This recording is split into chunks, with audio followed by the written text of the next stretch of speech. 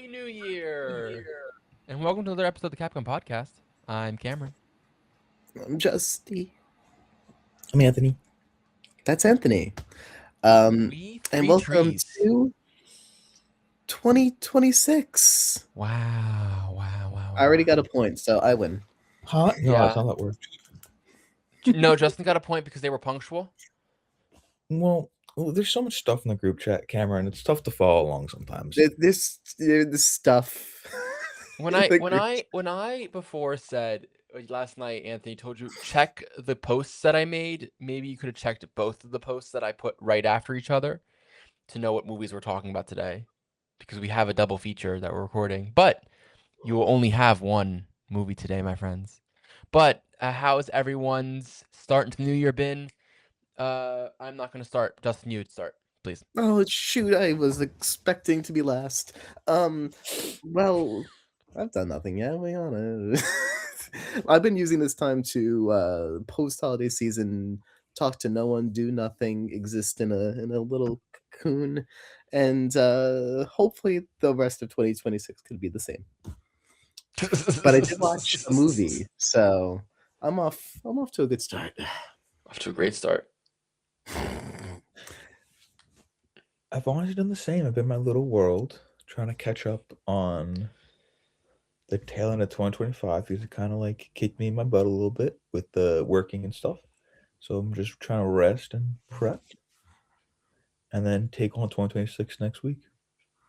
2026 is a next year problem. That's what I always say. That being January 4th, 2026 when we record this. Yeah. But it's not bad. It wasn't bad. Like I went to my friend's house, celebrate New Year's Eve. Met Love some that. cool people that I never probably won't see again, to be honest. Let's that can go. You can say whatever you want to them. It's not No, they're cool people. It's just they're my friend's family, so like I don't really go over to my friend's house without him, so I probably won't meet them again. Point for Anthony. Fine. Thank you.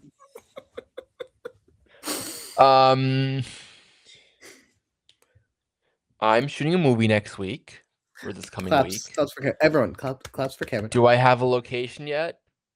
Potentially. I'm still waiting back to hear from them. We are shooting in 6 days. So You need a location. No, why would I? I only have actors traveling from like hours away to stay at friends' places so that I can shoot this movie on next upcoming weekend. But it's fine. I just had a call with one of the actors. I had a call with the actress this morning. I'm really excited. Yeah, I mean that's the main thing, I guess. I don't know, just yeah. I'm really proud of you, Cameron. Point for Anthony. Thank you. Why am I the only one that doesn't get points? You'll get a point. But to earn your point, Cameron, you need to tell us what's going on today. Well, today, my friends. Wait, let me just check. Yeah, I did this right. Today, my friends, we're talking about Wake Up Dead Man. Let's fucking go! We've been waiting. The mystery of the wake ups. Actually, yeah, this was a conversation. I mean, yeah. So I looked back. We had this discussion in September, and this was on your list, Justin, in September, October. Whenever we decided the movies for the last 3 months, and I believe the power brokerage agreement went that we will watch this now in accordance so that Jack can get one of his movies. Essential. Bye. I just need to blow my nose.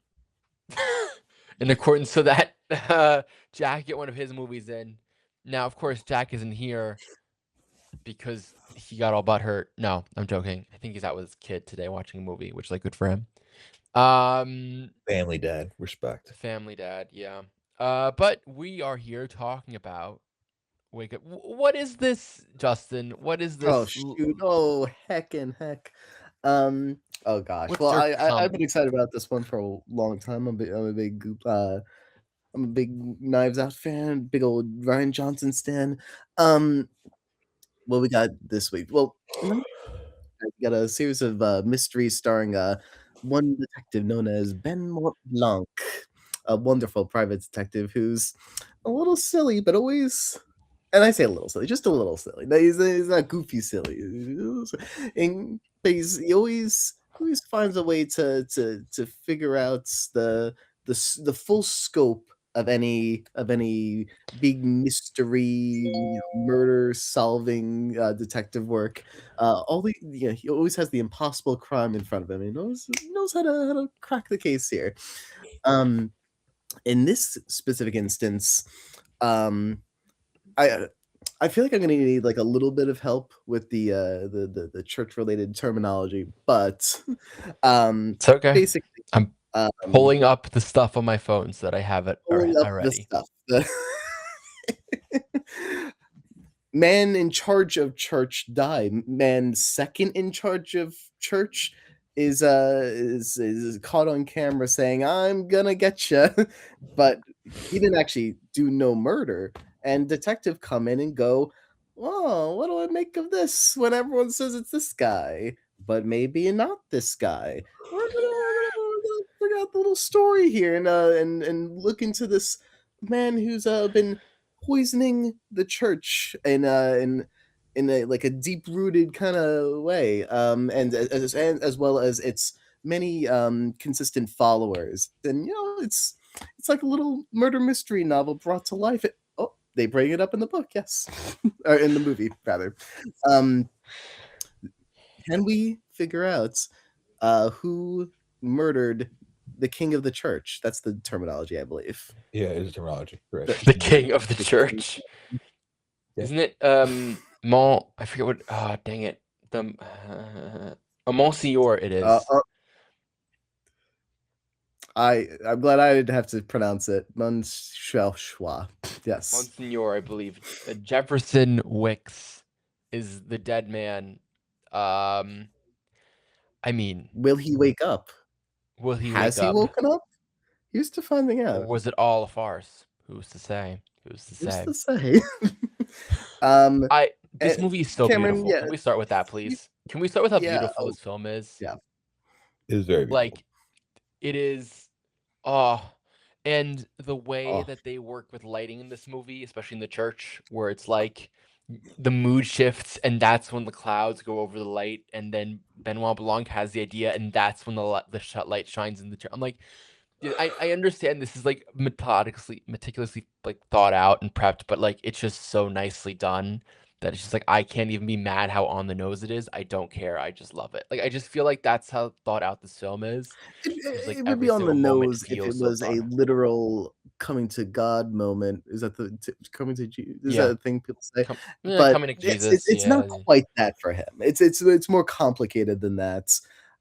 Nor is it a thing that he enjoys having any part in terms Sure. of that exact terminology. Um, but yes, no, it's a gorgeous film. I love this cast. I love it. That's so good. It's nice being able to step into just this really fun little insular world. And immediately it's like we know the suspects are the suspects right off the bat. And I love the environment that this builds. There are But a few elements that I thought were super like, oh, this is gonna happen. We'll get to that in the spoilers. Just a couple where like I knew like once it was like mentioned, I was like, oh, okay. All of this is being told to me. Um,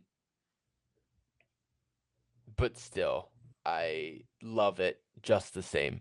I feel like I am still on the tip of my toes, and this is not a short film. 2.5 hours is not like I mean now by these standards, it's like, yeah, like Avatar was over 3 hours long, right? But like Oof.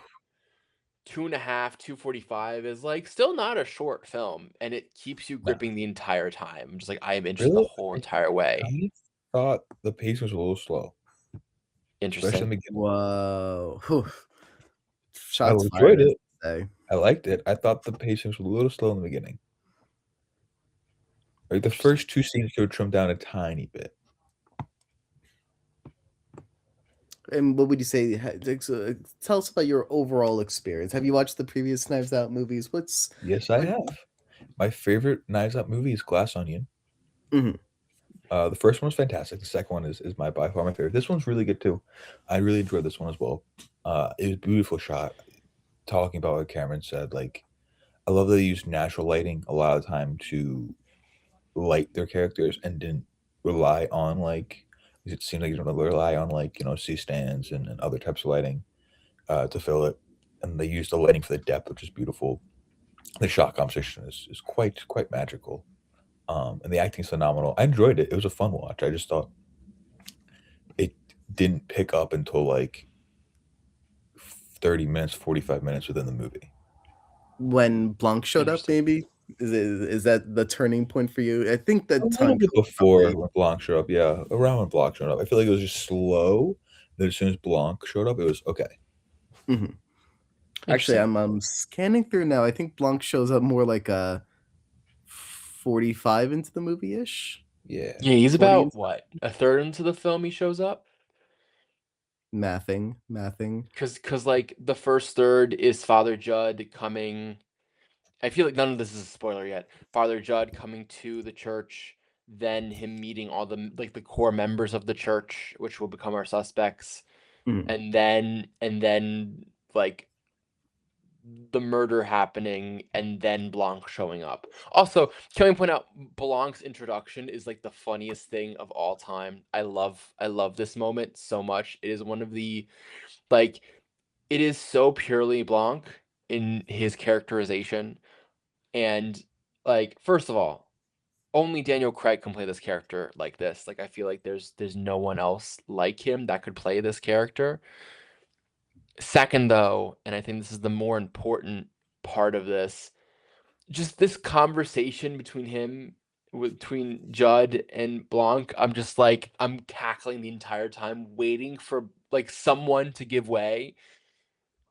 It's just so funny. I love it so much. And then, of course, you gotta, as you said, Justin, this whole cast is great. But like Josh O'Connor, I think was becoming like this like pretty big deal at this point. This is like his like third or fourth film in within the past like 14, 15 months, right? He was in Challengers, The Mastermind. There was a Italian film where he was in. I forget the name of that. And now this, and I mean, I think he does such a great job playing this character. Um, yeah, but yeah, I feel like the whole entire time I'm like, I feel like I know what's about to happen, and then I think, but it plays with that too. It's like, oh, this is gonna happen, so we're gonna like kind of overshadow this with some bigger thing that you didn't expect to happen, and then that's I think how it gets you in the end is like the moments where it gets you. It like it gives you that release, but then also puts something on top of it that gives you an actual mystery. I think that's very well done in this case.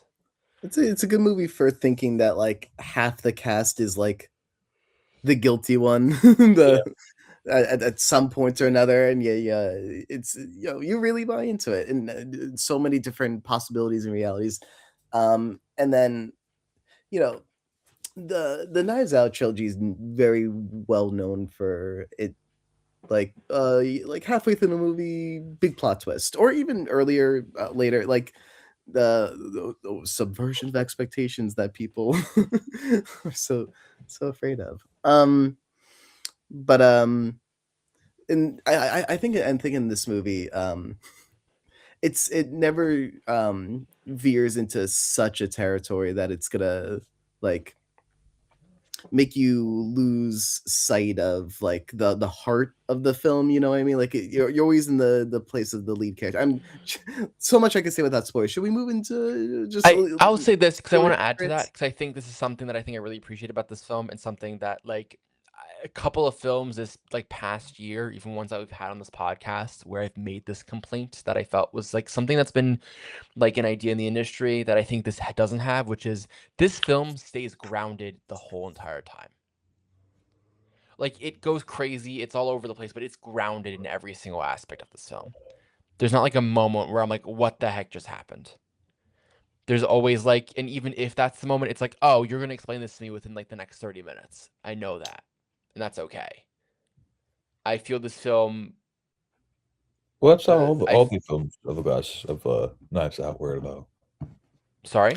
Yes, I actually disagree. I thought that that Glass Onion was very silly compared to the first one. And whereas this one I Yeah. think was far more serious and grounded, even compared to the But first I'm not movie. talking It about was, like compared to other Knives Out films, though. I'm talking about like movies that came out in 2025. sure, yeah, that makes sense. Oh, I guess you. I don't. Eddington comes to mind as a film. One Battle After Another comes to mind as a film that I just like.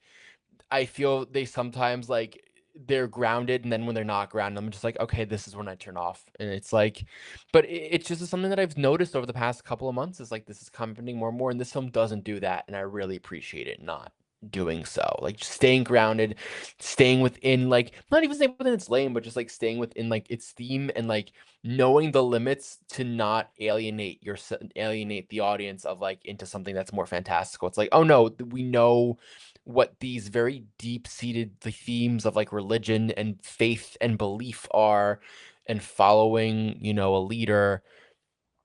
And with all that, we see these events that happening that like come like that are so like crazy and yet they feel so realistic and, you know, grounded. And I really appreciated that in this film. I think that made me stay really engaged because I was like, oh wait, this is different. And that it was done really, really well. I think it's a sign that the movie understands itself, that the movie trusts itself to be engaging, without, you know, while playing things straight and letting just the characters and the story breathe. And at no point am I disengaging with this film.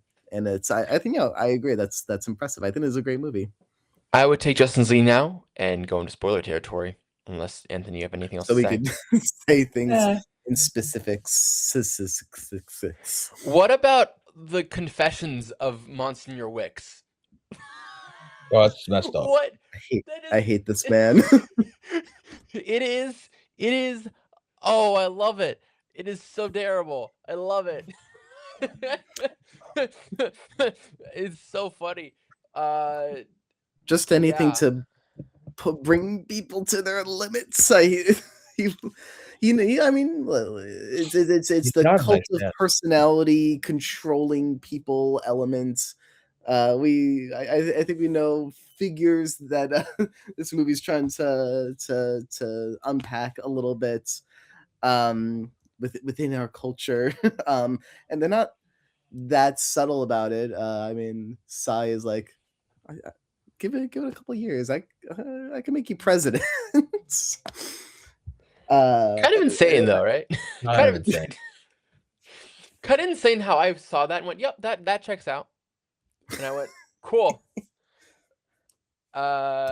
Dividing people and to build up your empire. But you know, and in the case of the confessions, using that to kind of build a hierarchy. And because there's when you have people really lower the bar for you and say, yeah, I'm just gonna accept this torture that's given in to well, I mean, like, you know, I think this idea of like you're including by alienating is this very interesting, fascinating concept that like I feel like we don't talk about enough anymore. It's just like, oh, these people are being alienated by you, by Monsignor Wicks, and that is only bringing everyone else more together. And that's kind of insane how well that works. Yeah, it's very up until everything falls apart for them. But like before like the downfall, everything is like perfect, and it works so well. Yeah, but how do we like Judd as a lead in this film? Because my favorite lead of all the Knives Out franchise. So good. It's he's a really sweet guy. good. Like, yeah, sure, he murdered a guy, but he learned didn't mean how to. He channel just, had a that. little hatred in his heart. Again? He had a little hatred in his heart. It happens to everyone. But it's I guess, you know, if you find yourself in a place with hatred in your heart, it's all about what you do next with it. You know, I'm trying to think what was the second what was the like main like right hand person in the second film in Glass Onion? Because in the first film it's the caretaker of the deceased, right? Yes, I'm trying to remember her name. I will check real quick here. It's Helen and Andy Brand, right? Because it was the first, it was the business partner Right. of Miles, and then her identical twin sister, which Right. that Yeah. was the little twist there. But I but I think this one, and this is the one where I don't like Blanc is really learns something in this one or comes to terms with something a lot more than I feel like the first two in this film, right? This is a movie where uh Blanc actually has an arc that has some sort of power to it as well, I think. And I think Judd makes that so much more powerful because he has his own, I don't know, he doesn't really have a faith crisis, but he has his own crisis of what it means to be a good person and wanting to do the right thing in this film. And I think that dichotomy of how he kind of tries to impose, not impose on others, but tries to like help others and him finding his own faith again, I think is something super cool and not something that you see a lot of in this franchise. no, I love the clashing like midway through the movie of you have the Blanc's little, let's figure out and research the suspects and figure out the mystery versus Father Judd being like, I I want to give grace to people. What we are doing right now is not, like this is not how I act, and I don't. It's fine if you don't understand, but this is me. I need to help people in their lowest of lows, not like go, "Ooh, who done it?" Yeah. And I think that was a really interesting thing that especially um what was the woman on the phone? Begins with an L. Louisa Yeah, I believe Lauren. so. Yeah. Point being, he has this wonderful phone call with a woman who her mother is sick. She asks him to pray for her.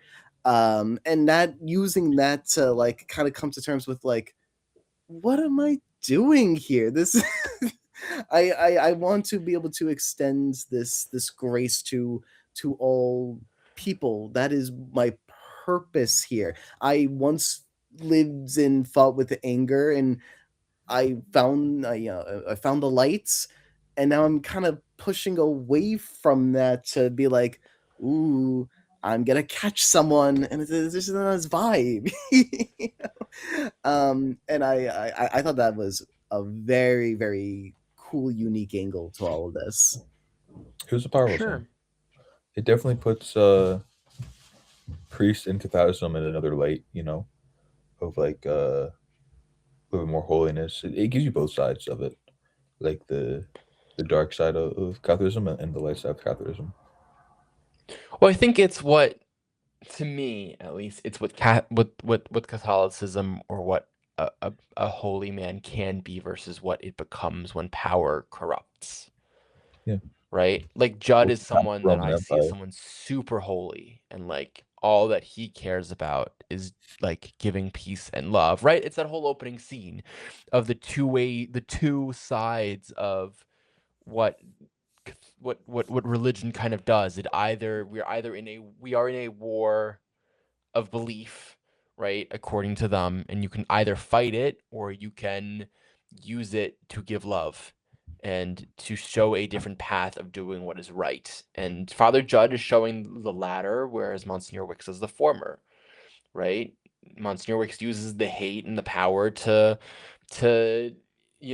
have his own church, have money and be able to create, a path for himself to have power, whereas Judd uses it to try to like kind of give forgiveness and find a place for people to have love.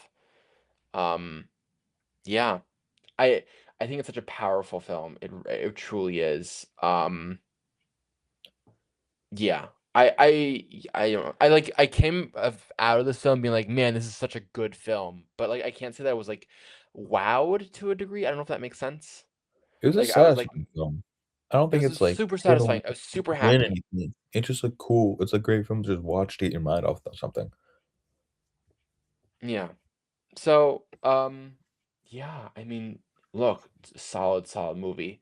I'm trying to think about one of the other moments. I mean, can we go through some of these characters? Um, Lee Well, Ross, played by Andrew we went through Scott. the suspects, as they say. But go, what were you gonna say? I was gonna start with Andrew Scott, who plays the science fiction writer Lee Ross. Like, I I've love seen Andrew this Scott. I narrative, think he's like not iconic. narrative, but I've seen this tale play out in reality time and time again of a person who is pushed away a little bit by like I don't know, like social media culture, leftist culture, and just pushes more and more into the I'm I'm greater than the collective mindsets, uh, but also pushes further and further away from believing in uh, community and empathizing with others, and becomes so sucked into this little corner of like not woe is me, but like I've cracked it. I've cracked society in a way, but that's not going to. But that doesn't really resonate with the world. And when you are existing to create art for the world, um, and you're also pushing away the world at the same time. It's a really fascinating thing. And this guy's kind of gone off the deep end a little bit, it seems. You um, mean like building a moat? A little bit deep end there by building a I moat. forgot the boat. I think that is the funniest. I love And the even boat. That's stupid, it's great, stupid but man. it's the same moment where Judd is like talking about like what Monsignor Wicks has done, and Wicks just goes, "Wait, like you could just see in his eyes, like, wait, he actually built a moat." Like I thought that was a joke, but he's No, he real. this guy's with it. He has has cracked Decidedly built a society. real moat, and that's an And insane thing to think of. Like truly. Um, yeah. But again, I love Andrew Scott. I think he's one of the best actors of all time. And I who do you want to go I over I next? I would have loved to see more of that character. I To go loved with Doc, say again? the Doc. Oh yeah, Oh, then we talk about Jeremy Renner's Jeremy Nat, Renner. Dr. Nat, who is getting over what, a divorce and Uh-huh. constantly drunk throughout the day, including when he's seeing patients and was it Even performing though we said surgery he with have all drinking that because of good stuff. Monsignor Wicks. Well, no, that was someone else. That No, was that was him. no, it wasn't. That was The the one who grounds. helped carry out the murder? That's Dr. Nat. No, that's Yeah, Dr. but Nat, didn't the he? groundsman. Oh That's the yeah, but I groundsman. still thought Dr. Nat also stopped drinking too because of Monsignor Wicks. No, No. No. That the groundskeeper stopped yeah, drinking. Oh okay. yeah. But I understand. There's a lot of people with There's a lot, drinking problems in a this lot of movie. people, a Yes. lot of drinking. A lot of drinking. A lot of drinking. A lot of devil in a bar. But maybe yeah, I'm sure there was an element of Dr. Nat, learning to wanting to move away from that, but having a lot of trouble with that. And then there comes the time where Wix is kind of burning everyone and brings that up. But he's hypocritical. Wix is drinking and just not telling anyone. And I guess he just really enjoys tranquilizers. So I mean, but also the insane thought of, I mean, because there's that moment in the bar, right? Like they're in the bar and with Blanc, and Blanc shows up the photo, and Blanc goes, "What's odd in this? What is different in this picture?" And the fact that there's two things wrong with this picture, and both things end up being key parts, but we only realize one at the beginning. I think that's like such great storytelling, like of like, hey, this clearly like the duffel bag is not the important thing, and it ends up actually being an important thing because it has all of uh the tranquilizers in them. Uh, I just again, I think Ryan Johnson is such a talented director and brings in so much pizzazz into this murder mystery. I can't stop loving it. You Yeah, can't have a movie about that heavily, featuring religion and the church without having a character who is having a clash with faith. There was the character Simone. She was the cellist who was disabled, and she was like, With chronic pain, yeah. yeah, a lot of difficulty walking. I do have to say And the funny moment at the end at the end, where Martha goes, "It's a miracle." And yes, someone goes, "No, I could walk. It just hurts." I'm like, which I'm sure must have come from a place of like that in producing this, like someone had the thought of like, oh yeah, no, she can't walk, and that correction must have come up at some point. It's like that could make for a funny bit there if she just gets up for a second. But no, I love that. But point being though, any scene with her I thought was really really interesting. Trying to like spend all of her money away to oh gosh, to go to this terrible man who's probably not using it well. What do we know, do we have a sense of, in a more direct sense, what Wix was spending that money on? Is it I I think guess that was just he the needed it to cost of the keep the church. church. Yeah, I think it was Yeah. just also the church because I Yeah. don't. Yeah. Which isn't like the worst thing, but I guess without her, the church would have fallen a very long time ago, at least in terms of being able to Yeah. sustain its services. Well, I think the government also provides some sort of income for the church, but I'm not sure. Like he probably pocketed some of that, right? Like, Oh yeah, probably. Probably. I mean, like, part of it's also to me is like the idea of like pride come before the fall thing, where like, we have this theme about the harlot whore this whole entire film, The harlot whore, my and favorite character. him villainizing the like single mother or like the mother that runs away, or like, and funny enough, then both him and his lover run away from the child of who ends up being Sai. Which that whole once that comes out what that actually is, because we all think, oh yeah, no, that's just you know, uh Vera's father's kid, so it's her sibling, but and then it turns out not being that, and somehow it is worse. Like It's I feel like to say what ends up actually happening is such a worse on so many levels. she raised him, and he's gonna get the big fortune. Gosh. um and she, in an incredibly unfair situation. I would give she has every right to want it's to selfish. kill Wix if she was the one who wanted to do it. What a mess. And Sai seems like a real handful to deal with himself. I would gladly hurt that man. Dude. I No, would I agree. gladly He's hurt kind of Sai. a head. No, I, it's like not the actor. The actor he deserves can help no run our hate. YouTube channel. Help run our No. socials. No. You I help would our social. no. See, He but did here's the not thing, mind throwing even everyone under the hurting bus by him saying, would I got increase, that on recording. You want to watch the recording? but even like even hurting him, like punching him would increase our socials. Technically. Yeah. It's not true. He got And what you he know what? wanted I at feel the that's end. more morally understandable than doing anything else. He's able to radicalize a lot of people who are now against the church. And on top of that, he gets he finds himself owed a whole lot of money. Which no one can find. And yeah, where did Not that yet. go? Well, I guess it's just gone. Oh well.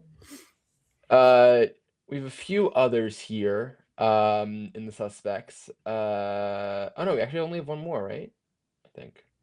I was wondering if the Geraldine, the the cop would ever get in the scuffle of having any suspicion. But yeah, she just plays the role No, of but like, I mean, Mila Kunis I have is not so seen good, Mila Kunis so in funny. forever. yeah, she is. I wasn't sure she's gonna tie in more, but she gets the job done. She has her And moments. is well performed as well. But like the officer is just there to be like, okay, let's keep it going.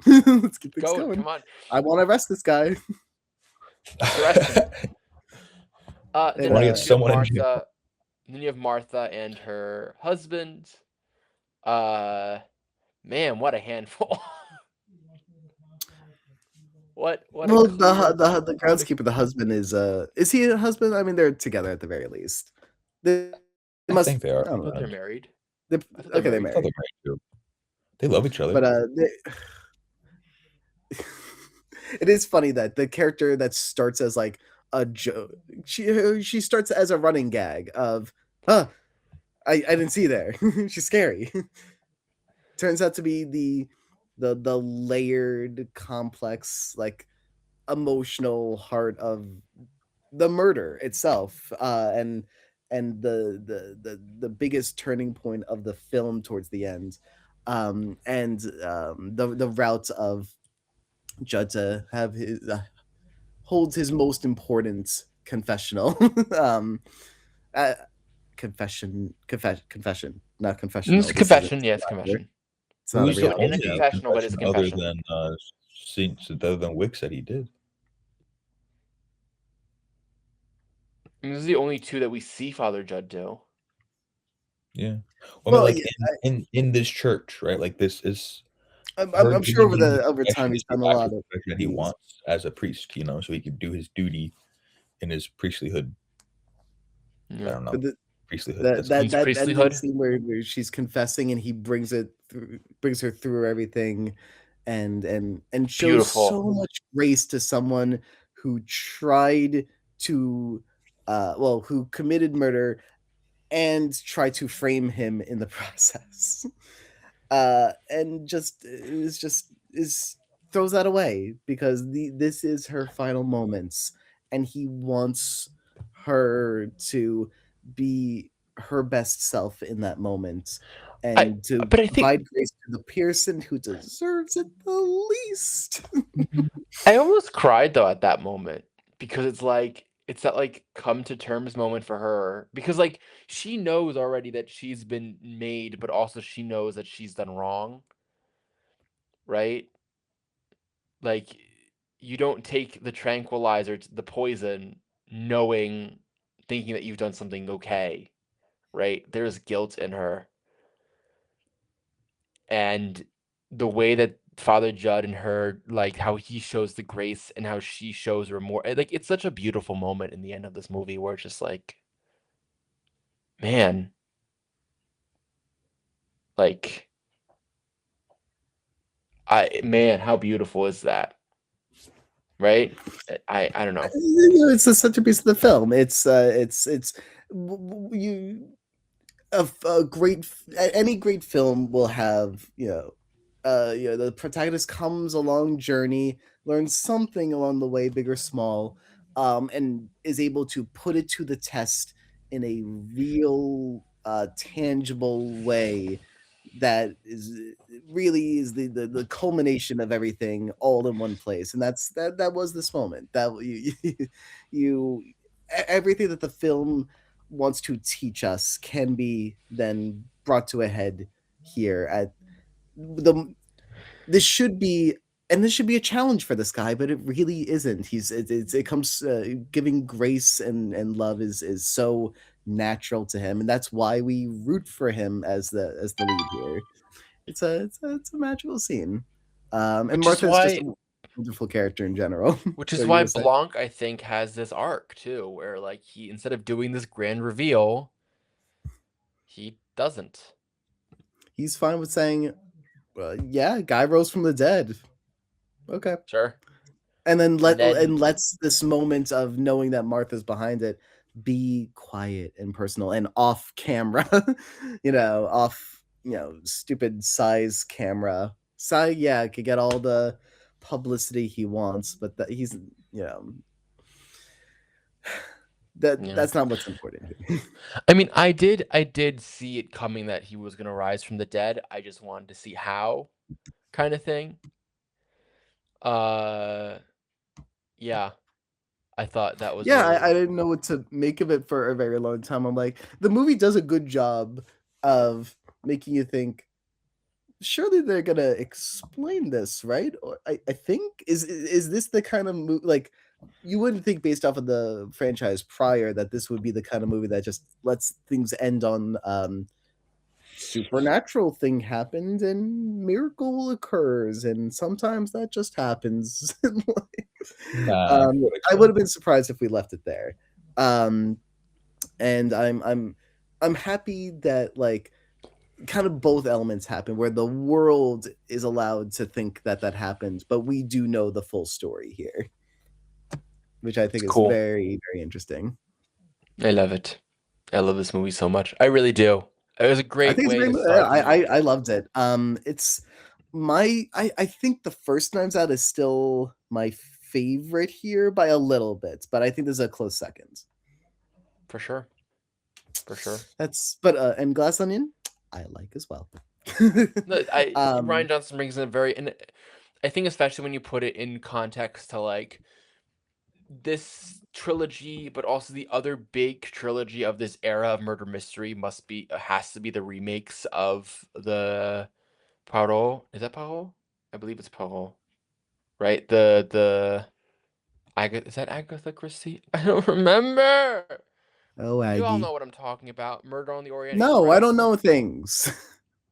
Oh, There's like the Murder of the Orient Express little series of movies, the Agatha Yeah, Christie the Kenneth blah blah Branagh blahs. series. Yeah, it's Poirot. It's Hercule Poirot. Yeah, the new like that new like I think it's also a trilogy too now, right? I saw the The first one. I thought it there's was the okay. yeah, I mean these are better murder mystery films than those. And I would say that that those three as they go in later they get better, right? You have that one, you have Death in the Nile, and then you have Haunting in Venice. But it's between this the Poirot like new Poirot series and this is like the new age murder mystery of our time. And I think Yeah. Ryan Johnson does a great job of building something super great and super fun. And I just hope that it doesn't take like what 3 years to come out with a new one or something Well, like this that. one took a while. Is the fourth one So, even greenlit yet yeah, publicly? because this one was a Netflix one, and Netflix didn't really like it wasn't in Glass theaters very Onion made long. a It was Netflix only one in too. theaters for like a day. Glass Yeah, Onion second also was Glass Netflix. Onion was also Netflix, but it had a theatrical window. Yeah, they advertised a lot more too.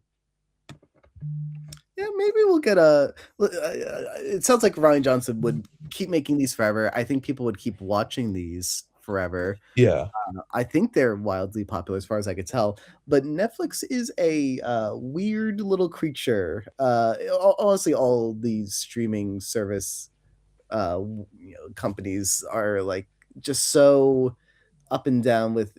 Do they like making things? Who knows? They like Do they making like making? things. Who knows? Who knows if Uh, they like making things? they Who's to like say? having a variety of stuff to be able to say, look how much stuff we have. But they how already much? have a Knives Out movie. Do they need another Knives Out movie? They're already able to say they're the streaming service that has Knives Out movies. Does it make a difference if there's 3 or 4 from their perspective? I hope so, but like you never know. Who's to say? Who's to say? Who's to say? Oh gosh. But at least we got this wonderful little trilogy. We did. We got. I wish I saw it in theaters, but I didn't. I I didn't see didn't it. I wish I see saw it. any local showings This would have happening. been a great theaters film too. It Like you can sure would tell. have been. I don't know why it was in theaters longer. Like it's only in theaters for like a weekend or something like Netflix that. Because doesn't Netflix want only theaters wants to do to short succeed. theater windows, if any. That's why they're saying if they take over Warner Bros., it's going to be a 17-day theatrical window, which is an Wild. insane number of days. That is 2.5 weeks, not even. It's a little under two. It's just under 2.5 weeks. Why would Netflix want theaters to succeed when people could stay home and watch Netflix? Because they can make more money in They should theaters than they make can more on money in Netflix. theaters. Oh, that is a good point. But why would Make a they lot want more money when they can have a monopoly? And Well, then Disney already increase has the a the monopoly. price of Netflix to like $100 a month. Yeah, that's a good point. They're in the long game here, guys. I think give it 10 more years, and Netflix can be the one place to watch things. That just terrified Anthony. Anthony, don't worry. I'm exaggerating. You'll have Netflix and you'll have Disney Plus.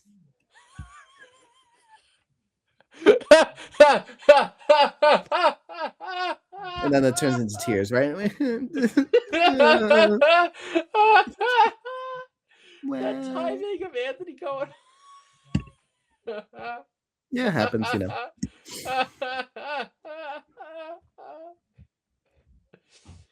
Oh, that's great, man. Okay. Okay, rate the movie. Go ahead. Go ahead. With See if I with care. that thought, you know what time it is? It's time to rate that movie.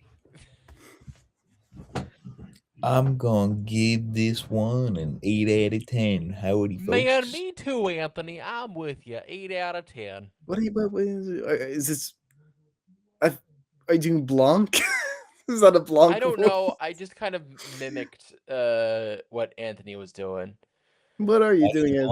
You gotta do the Blanc. That's not a Blanc. Oh, that was Blanc. Okay. Point to camera for Georgian mimicry. drawl to it. There's more of Blanc has more of a Georgian drawl to his type of southern Oh, accent. Frank, is Blanc in the room? 2 points to Cameron. Not 2 points. But I'll give Justin the point too for being so kind. Yeah, I'm a giver. What could I say? No further comment to that, Justin. I would keep that jewel. Like, come on. Oh yeah, I love the ending. Put it in the cross. I truly, the fact that Judd, like, we all knew Judd wasn't gonna take. We knew Judd wasn't gonna take it, right? Judd wasn't gonna take the diamond or whatever. He's just keeping it from Sai, who would not use it well.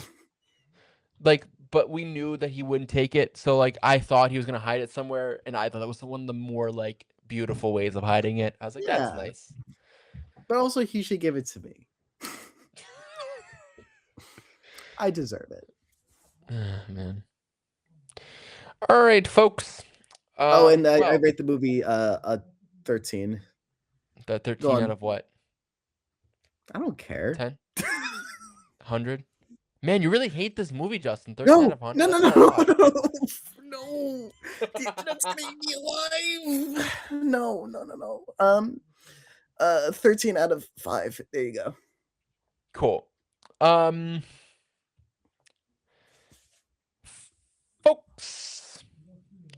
Folks. If you're watching this after the fact, that means you're not on our Patreon. Oh golly, yeah. And we have one of those now. Yeah, we do. We do. Not only are we coming every week, but we're going on Patreon. So please, we still have spots open for that free for life tier. Sign up as one of the first 10 people, and you will get Patreon free for life. At least for a year. We'll figure out the life part. But that's what that part's the guarantee. yeah. So link in the description, Patreon free. If you're watching this soon after this is coming out. Or later. Who knows how fast you'll get it free for life, and we'll figure out why I can't do it for more than a year within the next year. So it works for a year at a time, and we'll figure out the rest later. But link in the description for that. And you get to hang out with us on Discord a little bit. Anthony, you on the Discord? We'll get you there. Yeah, look at that guy. Look at him shake his head. Doesn't do much. Yeah. Look at that. Much on Discord. I see the messages, and then I'm usually like out and about doing something. This guy's doing things.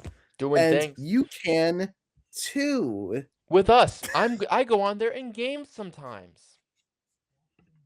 Yeah, I'll jump in for more games. That'll be fun. Okay. All right, you guys. But lovely chatting. Aw, what a little time. With that, guys, thank you so much for watching. I'm Cameron, Yeah, I'm Justy. I'm Anthony. and we'll see you next week. When we're Bye! talking about World of World Tomorrow. World of Tomorrow. So excited. All right, love y'all. See you next week. Bye.